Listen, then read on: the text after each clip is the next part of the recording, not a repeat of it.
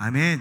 자, 우리들이 오늘도 예배하기 위해서 하나님 앞에 나왔습니다. 우리가 하나님 앞에 예배드린다는 것이 얼마나 감사하고도 중요한 일인지 모릅니다. 우리의 예배는 하나님께 드리는 것이기 때문에 우리의 태도가, 하나님에 대한 태도가 직결되어 있다는 것입니다. 하나님을 사랑하는 사람은 결코 예배를 소홀히 여기거나 함부로 하지 않습니다. 온 마음을 다해서 예배를 하는 것입니다. 우리가 하나님께 예배하는 이유가 무엇입니까? 하나님께서 그 백성들을 예배의 자리로 부르셨기 때문입니다. 예배는 근본적으로 하나님을 높이는 것입니다. 그분이 이 세상을 창조하셨고 우리를 구원하셨고 우리의 만왕의 왕이 되시기 때문에 하나님의 위엄과 거룩하심을 찬양하고 경외하는 마음으로 예배를 드리는 것입니다. 그러니까 예배는 하나님이 얼마나 위대하시고 가치 있는 분이라는 것을 드러내고 표현하는 신앙적인 행위라고 말할 수가 있습니다. 우리는 정말 하나님을 그렇게 위대하게 생각하고 있습니까? 예배는 하나님을 높이고 드리는 것이기 때문에 우리가 얻게 되어지는 만족이 초점이 되어서는 안 된다는 거죠. 대부분의 많은 사람들은 무엇을 얻기 위해서 교회에 온다는 거예요. 내 마음에 들만한 것, 내가 축복받을 만한 것이 있을 때 교회에 온다는 거예요. 예배를 통해서도 하나님의 축복을 경험하기 위해서 기대하고 온다는 것입니다. 그러나 예배는 하나님께 받기 위해서 오는 것이 아니에요. 하나님 앞에 드리기 위해서 오는 거죠. 우리가 교회 나오면서 내가 오늘 하나님께 뭘 드릴까, 이런 마음으로 나오는 분이 얼마나 될까요? 하나님이 나에게 어떤 것을 주실까? 어쩌면 여기에 우리의 초점과 관심이 있는지도 모르겠습니다. 그래서 워렌 위어스비는 말하기를, 나는 하나님께 무엇을 해줄 것을 기대하는 마음으로 예배를 드리지 않는다. 내가 하나님을 예배하는 이유는 그분은 마땅히 경배를 받으실 분이기 때문이다. 예배가 거래가 되는 순간 그것은 이미 예배일 수가 없다. 그래서 예배에 참여하는 자들은 예배를 통해서 내가 무엇을 얻을까가 아니고 예배를 통해서 내가 무엇을 드릴까를 우리가 생각하며 초점과 관심을 두어야 된다는 것입니다. 자, 우리가 받기 위해서만 간다면, 받을 것이 없다 그러면 그럴 필요가 없을 때는 안 간다는 거예요. 그래서 그럴 때는 우리의 마음이 예배로부터 멀어지게 된다는 것입니다. 예배는 자신이 좋아하는 것만 골라 먹는 뷔페 음식이 아니에요. 하나님이 풀코스 정식으로 마련해 놓으신 것이에요. 하나님이 메뉴를 정해 놓으셨어요. 하나님은 우리 한 사람 한 사람이 정말 균형 잡힌 음식을 먹기를 원하세요. 왜냐하면 그렇게 하는 것이 자기의 자녀들을 건강하게 만드는 비결이기 때문에 그런 것입니다. 우리가 받기 위해서가 아니고 드리기 위해서 오면 하나님은 우리에게 필요한 것을 주실 줄로 믿습니다. 오직 하나님을 기쁘시게 하고 하나님께 영광을 돌리고자 하는 마음으로 드릴 때에 우리의 예배가 참된 예배가 되고 하나님이 받으시는 예배가 되는 것입니다. 그런데 우리가 예배를 계속해서 반복해서 드리다 보면은 타성에 젖기가 쉬워요. 그리고 기계적으로 반복하는 매너리즘에 빠지는 누를 범하기가 쉽다는 거예요. 그래서 자칫하면 우리가 드리는 예배가 하나의 요식행위처럼 드려질 수가 있다는 거예요. 엄마하고 아빠하고 아이하고 셋이 예배당에 나와서 예배를 드립니다. 아이가 뭐가 재미가 있겠어요? 그런데 계속해서 엄마 아빠를 옆에서 보니까 계속 졸고 있는 거예요. 설교가 길어지니까. 아이가 너무 또 지루하고 힘드니까 그때 엄마를 막 깨우면서 말합니다. 엄마, 빨리 요금 내고 가자. 현대 교회가 직면하는 가장 큰 위기는 예배가 형식화되어져 가고 있다. 오늘날 예배의 정신을 잃어가고 있다는 거죠. 그래서 형식한 예배가 보여주는 것이 무엇입니까? 교회의 영적인 침체를 대변해 주는 것으로 볼 수가 있는 거예요. 교회가 시대적으로 살아있고 강력한 하나님의 역사가 있을 때는 예배가 은혜가 넘쳐요. 생명력 넘치는 그런 예배라는 것이죠. 그런데 시대가 암울하고 어두울 때, 타락했을 때 예배는 형식적이고 뜨거움이 없고 생명력을 상실하게 된다는 거예요. 자, 우리 교회가 살아나려면 어떻게 되는가? 가장 먼저 예배가 살아나야 되는 것입니다. 자, 말라기는 이 구약의 마지막 선지자예요. 이스라엘 백성들이 바벨론 포로로 잡혀갔다가 70년 만에 이제 고레스 왕에 의해서 본국으로 귀환을 하게 됩니다. 1차, 2차, 3차를 통해 가지고 그래서 이제 예루살렘 성전이 완공이 되고 성곽이 수축이 됩니다. 1년의 재건 공사가 되면서 이제는 신정 국가로서의 면모를 갖추게 된 것이죠.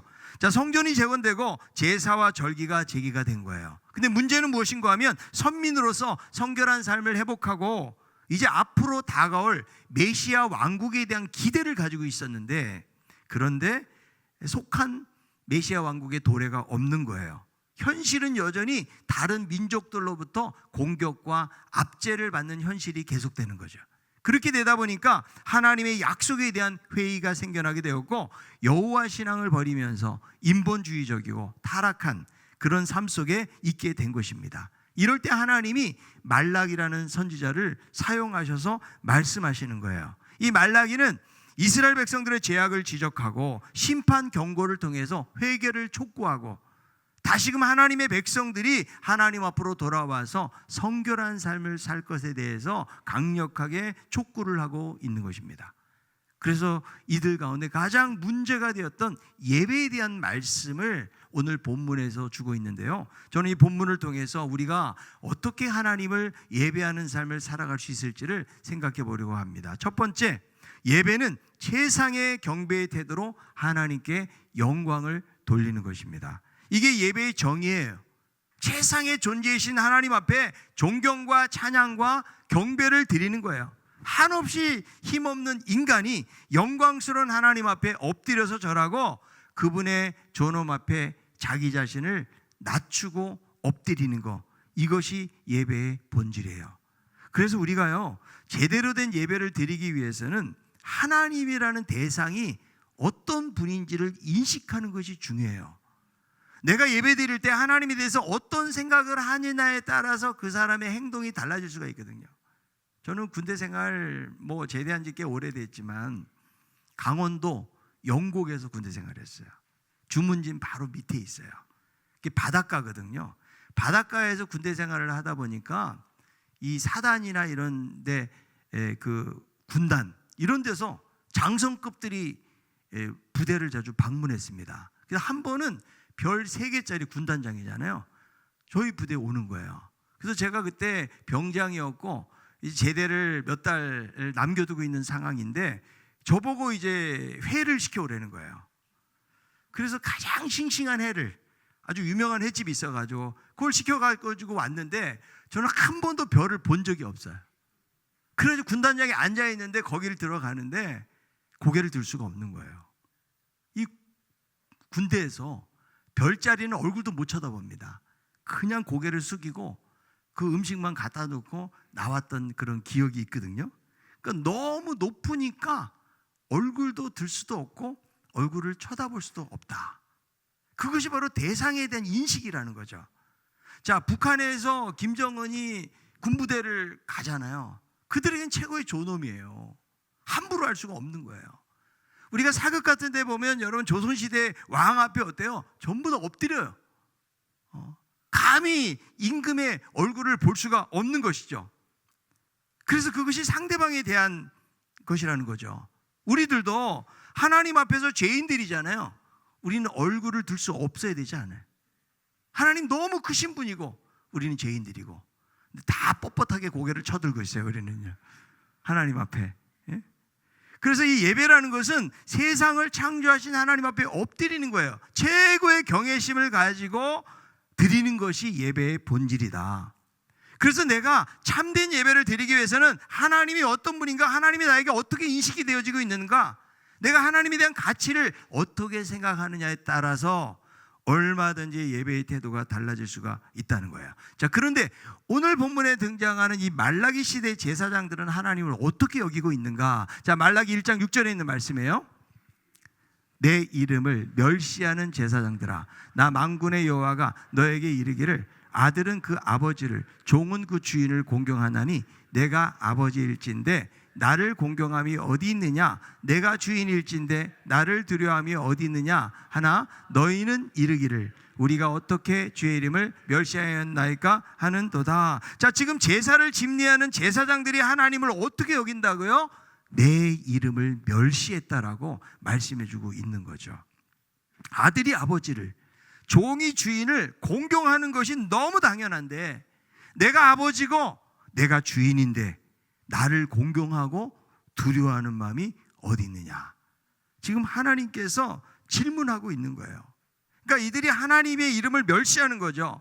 지금 제사장 그러면 가장 가까운 데서 하나님을 사랑하고 하나님을 높여야 될 이런 직책을 가진 자들이 지금 하나님의 이름을 하찮게 여기고 대수롭지 않게 여기고 있다는 것을 알 수가 있는 것입니다.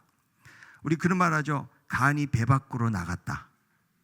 스스로 죄나 잘못을 깨우치지 못하고 너무 무감각해졌을 때에 그런 표현을 쓰지 않습니까? 심지어 그 죄가 드러나도 당당하게 대묻고 있는 거예요. 지금 제사장들하고 백성들이 자기들이 잘못하고 있는 인식조차가 없는 거예요. 그래서 하나님 왜 멸시하냐고 그랬더니 언제 하나님을 멸시했느냐라고 오히려 대드는 모습을 보게 되는데, 우리가 하나님의 입장이라면 우리의 마음이 어땠을까요? 하나님이 우리를 얼마나 사랑하셨는데, 하나님이 언제 나를 사랑하셨어요? 자, 이렇게 반문하고 질문한다 그러면 하나님 마음이 얼마나 안타까울까요? 자, 말라기 1장 2절이 이렇게 나옵니다. 말라기 1장 2절. 여호와께서 이르시되 내가 너희를 사랑하였노라 하나 너희는 이르기를 주께서 어떻게 우리를 사랑하셨나이까 하는도다. 나 여호와가 말하노라 에서는 야곱의 형이 아니냐. 그러나 내가 야곱을 사랑하였고. 분명히 하나님이 내가 너희 사랑했다고 그러는데 뭐라 그러는 거예요? 언제 하나님이 나를 사랑했어? 이렇게 지금 대묻고 있다는 거죠. 자, 부모가 자녀를 키우면서 제일 힘들 때가 언제입니까? 정말 아이들 키우다 보면요, 이런저런 사고라든지 막 여러 가지 일들이 많이 발생하지 않습니까? 그런데 자녀들은요, 그렇게 부모가 고생한 것을 잘 몰라요. 그냥 작고 사소한 일들 같지만 위험스럽고 어려움을 겪었던 것들을 그냥 이야기를 좀 들어서 알 뿐이지, 사실은 그때의 심정과 마음을 자녀들은 이야기가 어렵다는 거예요. 저희들도 아이들이 셋이잖아요. 지금 이제 다 커가지고 시집도 가고 또 가려고 하고 있는데 그렇게 아이들이 유별나지 않거든요. 근데 아이들 키우면서 막 119도 몇 번 타고 막 어디 부서지고 깨지고 찢어지고 꼬매고 이런 일들이 많이 있어요. 애들이 어렸을 때 기도한 거예요. 119 한번 타게 해달라고. 그랬더니 하나님 응답해 주셔가지고 회전문에 발이 끼고 또 막 에스컬레이터 거기 손이 들어가기도 하고 뭐. 그러니까 얼마나 위험천만한 일들이 있었는지 몰라요. 그런데 요즘 저희 애들 보면 얼마나 멀쩡합니까? 하나님이 이렇게 부상 없이 자라게 하신 것이 너무나 감사하고 주의 은혜라고 생각하는데, 자녀들을 키우다 보면 얼마나 힘든 일들이 많아요. 아이가 특별히 아플 때에 밤잠을 못 자잖아요. 기도하면서 이렇게 키우잖아요. 그래서 잘 키워놨는데 엄마가 해준 게 뭐야? 언제 나를 사랑했다라고 이렇게 대든다 그러면 여러분 어떤 마음이 들겠습니까? 여러분, 자녀들이 사춘기 지나잖아요. 사춘기 때는 외계인 취급하셔야 돼. 지구인이 아닙니다. 그래서 너무 거기에 상처받지 마세요. 그래서 아이 키우다 보면 이런저런 어려운 일들이 많이 있다는 거죠. 지금 하나님의 마음도 마찬가지잖아요. 하나님이 그렇게 사랑하셨는데도 언제 사랑했냐라고 이렇게 대드는 그들의 모습을 보지 않습니까? 하나님을 사랑하지 않으니까 이것이 하나님 앞에 예배드리는 태도로 고스란히 드러나요. 자, 말라기 1장 7절에 있는 말씀입니다. 너희가 더러운 떡을 나의 제단에 드리고도 말하기를 우리가 어떻게 주를 더럽게 하였나이까 하는도다. 이는 너희가 여호와의 식탁은 경멸히 여길 것이라 말하기 때문이라. 지금 하나님께 푸대접하고 있는 거예요. 자기들이 잘못하고 있지만 그러나 그들은 깨닫지 못하고 있다는 거죠. 더러운 제물을 드리고 흠 있는 제물을 드리면서도 언제 하나님을 멸시했습니까? 라고, 언제 하나님을 더럽겠습니까? 라고 이들은 말하고 있는 것입니다. 그러니까 제사장들은 하나님을 경홀히 여기고 있기 때문에 그들의 제사에도 예배다운 예배가 되지 못하는 것을 볼 수가 있다는 것이죠. 자, 우리들도 가정에 손님이 오잖아요. 귀한 손님이 오면은 내가 평상시 뭐 어떤 걸 대접하지 않잖아요. 그래서 최고로 좋은 거 여러분 그렇게 준비하지 않습니까? 하나님에 대해서도 마찬가지라는 거예요. 하나님을 정말 사랑하면 최고의 것을 드려야 되는데 그냥 함부로 형식적으로 지금 제물을 드리고 있는 거죠. 자, 1장 8절에 있는 말씀입니다. 만군의 여호와가 이르노라 너희가 눈먼 희생 제물을 바치는 것이 어찌 악하지 아니하며 저는 것 병든 것을 드리는 것이 어찌 악하지 아니하냐. 이제 그것을 너희 총독에게 드려보라. 그가 너를 기뻐하겠으며 너를 받아 주겠느냐. 눈먼 희생 제물이에요. 병든 거, 저는 거, 하나님이 받지 아니하시는 거, 이거를 좀 총독에게 갖다 줘봐라. 과연 받겠느냐. 이렇게 하나님 말씀하고 있다는 거예요. 우리가 하나님 앞에 드릴 때는 가장 좋은 것을 드려야 돼요. 신명기 15장 21절이에요. 그러나 그 짐승이 흠이 있어서 절거나 눈이 멀었거나 무슨 흠이 있으면 내 하나님 여호와께 잡아드리지 못할지니. 자, 하나님이 이런 규례를 세우신 이유가 무엇입니까? 예배의 대상이신 하나님이 완전하신 하나님이시고 거룩하신 하나님이시기 때문에 그분께 드리는 예물도 가장 좋은 곳으로 드려야 되는 거예요. 그런데 이 말라기 시대에 와서 제사장들이 이런 예배의 규례를 그냥 대놓고 어기는 현실이 벌어지고 있는 거예요. 백성들은 형식적으로 제물을 바치고 이 제사장들도 제물에 흠이 있든 없든 이것을 잘 골라서 준비해서 드리지 못하고 그냥 함부로 제사를 진행하고 있다는 거죠. 그 결과 하나님이 받으실 수 없는 그런 제물들이 번제단에 올라오고 예배는 껍데기만 남는 종교 행사로 전락하게 된 거예요. 그리고 이들의 태도를 아주 적나라하게 묘사해주고 있는데요. 말라기 1장 13절이에요. 만군의 여호와가 이르노라 너희가 또 말하기를 이 일이 얼마나 번거로운고 하며 코웃음 치고 훔친 물건과 저는 것 병든 것을 가져왔느니라. 너희가 이같이 봉헌물을 가져오니 내가 그것을 너희 손에서 받겠느냐. 이는 여호와의 말이니라. 예배 자체를 귀찮아했다는 거예요. 그리고 지루하고 형식적인 절차로 여기고 있는 거예요. 그러니까 예배를 드릴 때에 가장 좋으신 하나님께 최고의 희생 제물을 드려야 되는데 이들은 편의주의와 자기중심성에 빠져 있다는 사실을 우리가 발견할 수 있는 거죠. 우리는 이 말라기 시대의 예배를 보면서 과연 우리들은 어떻게 예배를 드리고 있는가 돌아보는 시간이 되기를 바랍니다. 여러분, 예배 시간이 길어지면 몸을 비틀지는 않습니까? 근데 우리 교회는 제가 설교자지만 참 짧아요. 여러분들이 졸기 전에 끝나. 그렇지 않아요, 여러분? 근데 정말 길게 하는 데도 있거든요. 그런데 조금만 길어지면 몸이 비틀어지고 교회 출석 자체를 그냥 의무감으로 습관으로 여기고 있지는 않는가. 하나님 앞에 내가 드리는 것도 최고의 것을 드려야 되는데 그냥 쓰다 남는 것을 드리려고 하는 것은 아닌가. 여러분, 헌금 드리는 것도요. 자, 우리 11조헌금 드리는 것 참 어려워요. 생활이 힘들고 어려울 때. 그런데 내가 돈을 벌어가지고 그 월급 가지고 쓸 거 다 쓰다가 나중에 드리려고 그러면 절대로 여러분 드릴 수가 없습니다. 하나님이 왜 10분의 1을 드리라고 말씀하시는 것일까? 이것은요, 하나님에 대한 표현이에요. 이 모든 것이 하나님의 것입니다 라고 하는 표현으로 물질의 주인도 하나님이십니다 라고 드리는 거예요. 근데 우리는 말로는 하나님 겁니다 전부 다. 근데 지갑은 회개를 안 해요. 그렇게 하고 우리가 쓸 거 다 쓰고 하다 보니까 사실은 11조헌금도 하나님 앞에 드리지 못할 때가 많이 있잖아요. 우리가 믿음으로 산다는 것은 그런 것 같아요. 월급 받잖아요. 11조를 떼어놔. 하나님, 만약에 100만 원 받은 사람이라면 90만 원 가지고 사세요. 그리고 10만 원은 하나님께 드립니다. 내 삶을 책임져 주시고 인도해 주시는 하나님을 찬양합니다. 그리고 좀 어렵고 힘들어도 그렇게 살아야 헌금을 할 수 있지, 내가 하는 거 다 쓰고 나중에 남는 것으로 하려고 하면 절대로 우리는 하나님 앞에 소중한 것을 드릴 수가 없다는 거예요. 여러분, 하나님을 우리는 어떻게 생각하십니까? 너무 가볍거나 하찮게 여기고 있지는 않는가?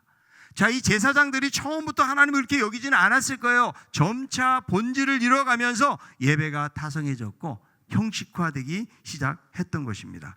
그러니까 예배를 통해서 하나님께 영광을 돌리고 하나님에게 기쁨을 주는 예배여야 되는데 그저 자신들의 생계 유지나 수단이나 의무적인 행사로 전락이 된 거예요. 우리는 예배를 왜 드리십니까? 복을 받으려고 예배를 드리십니까?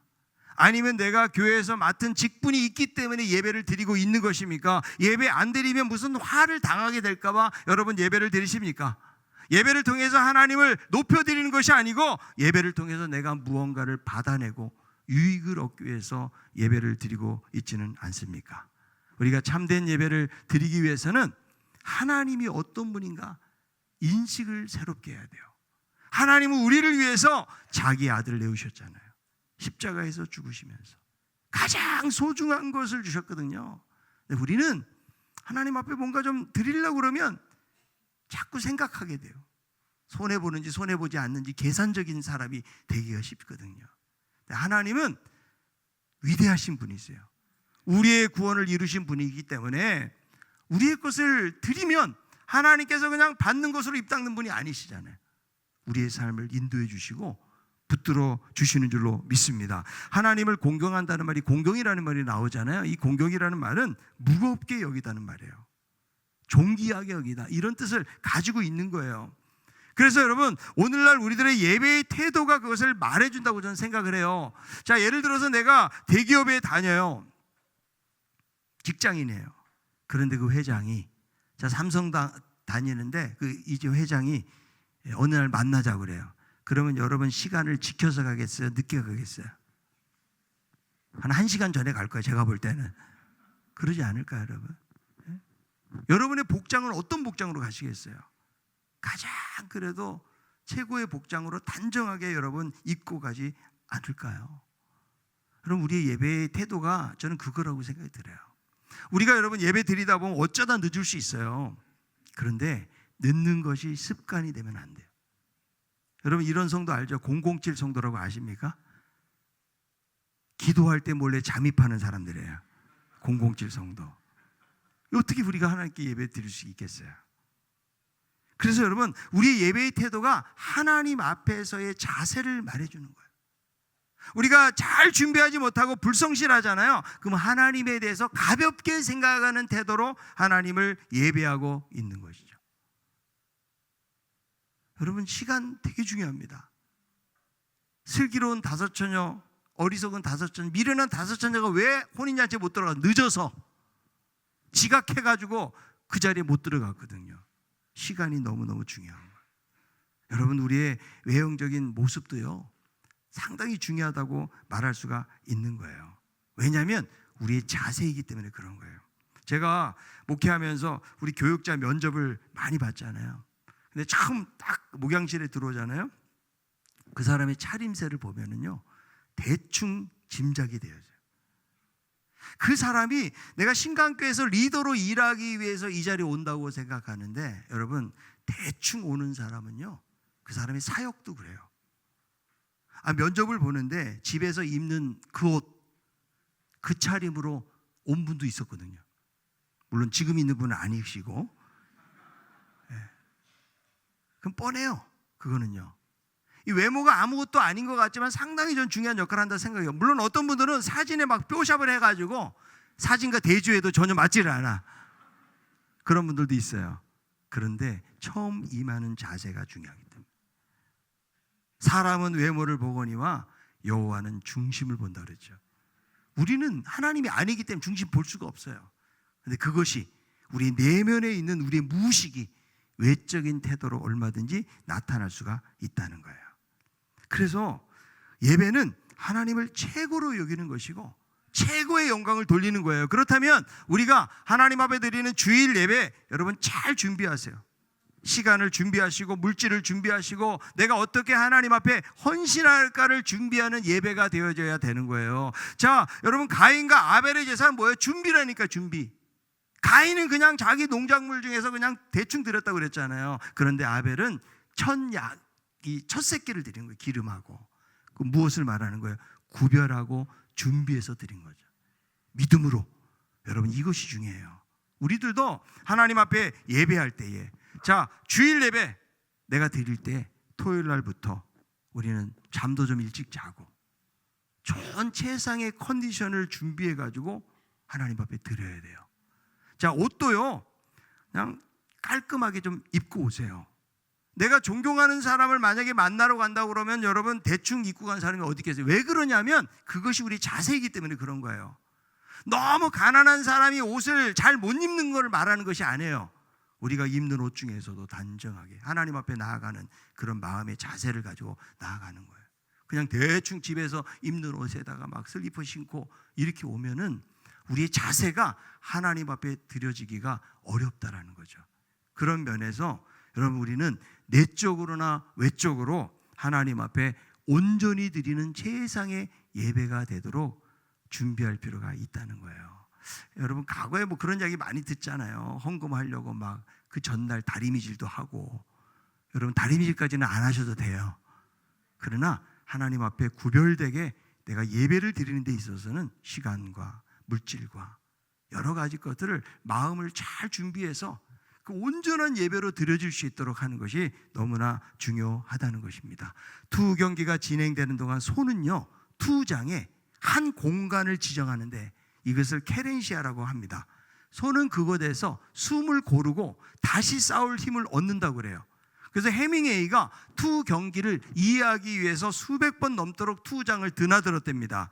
그러면서 하는 말이 케렌시아가 있으면 소는 말할 수 없이 강해진다. 케렌시아가 있는 이상 투우사는 소를 쓰러뜨릴 수가 없다는 거예요. 그래서 실제로 투 경기를 해보면 소는 케렌시아에 가기만 하면 더 이상 두려워하지 않는다는 거예요. 그 자리는 소만 하는 자리고요.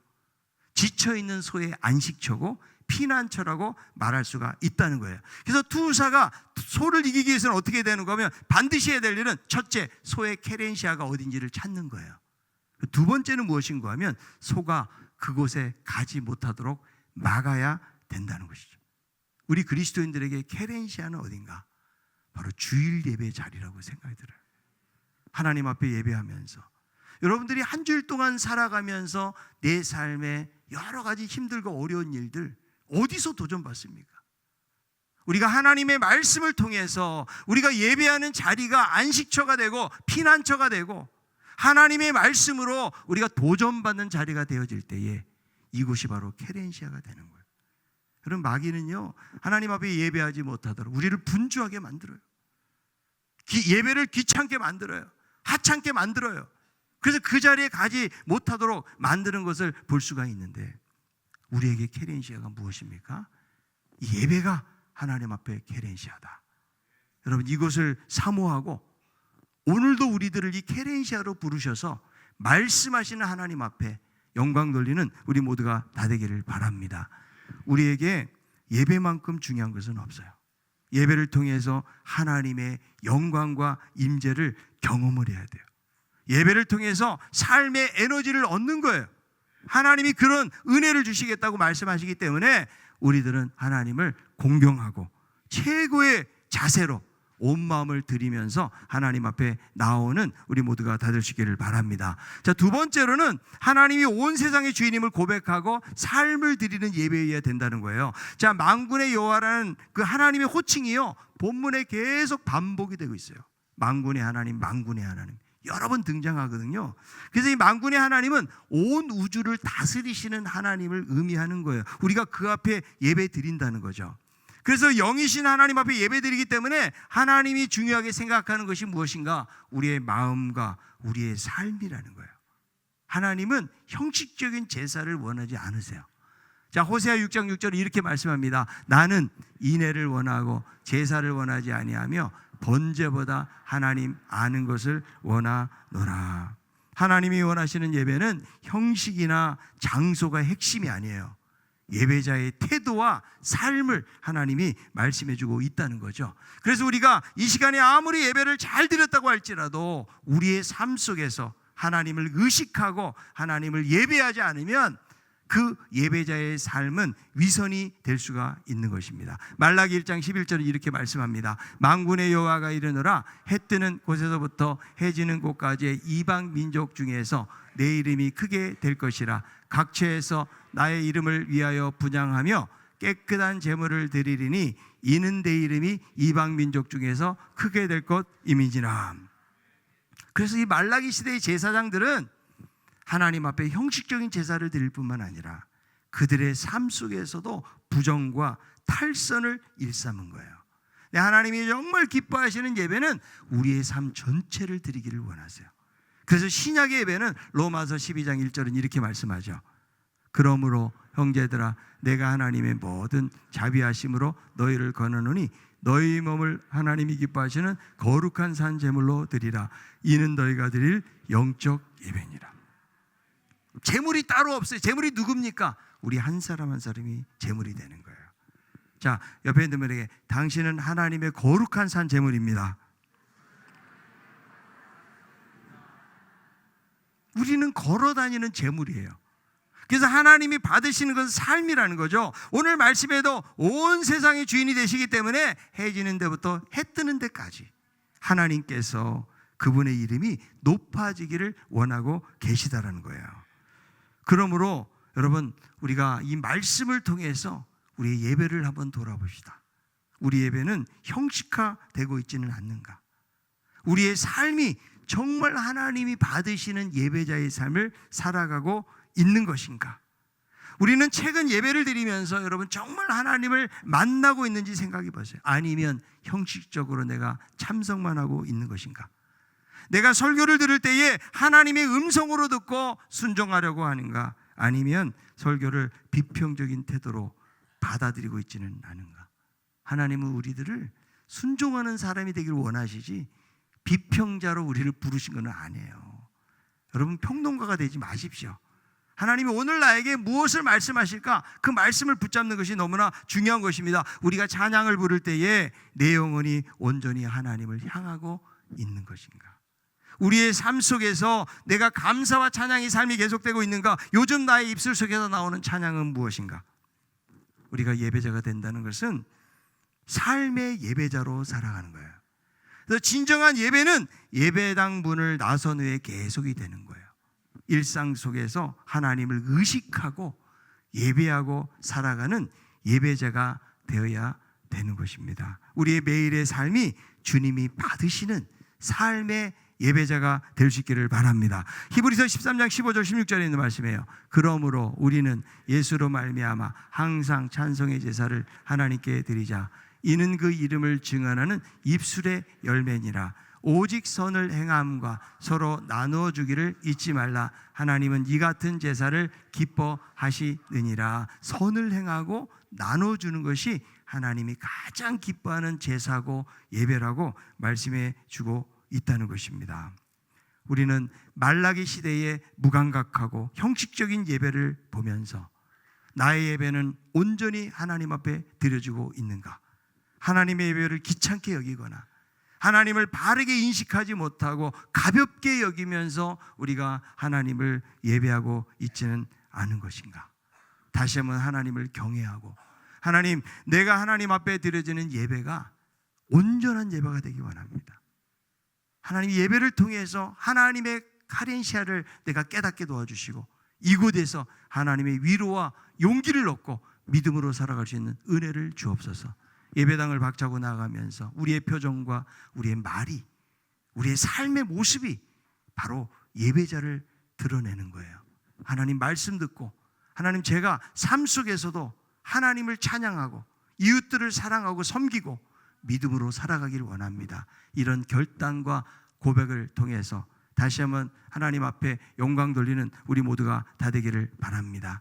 말라기 시대의 예배를 보면서 오늘날 우리가 드리는 예배가 이렇게 형식화되고 타락하지 않았는지를 다시 한번 돌아보고 다시 한번 하나님 앞에서 우리의 자세를 새롭게 잡고 이제는 하나님을 찬양하고 삶 속에서 하나님의 예배자로 살아갈 수 있는 우리 모두가 다 될 수 있기를 바랍니다. 네, 다 같이 536장 부르시면서 준비하시는 헌금을 하나님 앞에 드리겠습니다.